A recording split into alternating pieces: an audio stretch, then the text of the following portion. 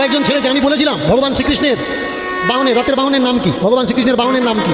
একজন বলেছিল ভক্তের হৃদয়। বাহন কাকে বলে ওই স্টুপিডগুলোর আইডিয়া নেই যে বাহন কাকে বলে। অন্তত এদের তো জিজ্ঞাসা করা দরকার ছিল যে ঠাকুর আমরা কেউ বলতে পারছি না, অন্তত আপনি বলে দিন। সত্যকে এদের স্বীকার করতেও লজ্জা হয়। কেন জানেন? এরা জানে এক্ষুনি যদি স্বীকার করি ওই তত্ত্ব সম্রাট, সুর সম্রাট, কীর্তন সম্রাট নামগুলো তাহলে কেটে দেওয়া লাগবে। কে কেটে দেবে নামগুলো? প্রশ্ন আমি কেন ছাড়ি?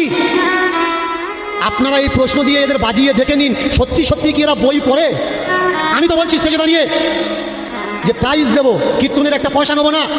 ও বলেছিল চাকর খাটবো ডায়মন্ড হাটবারে, এখন কিন্তু খোলা সারের মতন ঘুরে বেড়াচ্ছে। ও চাকর খাটেনি, উত্তর আমি দিয়ে দিয়েছিলাম।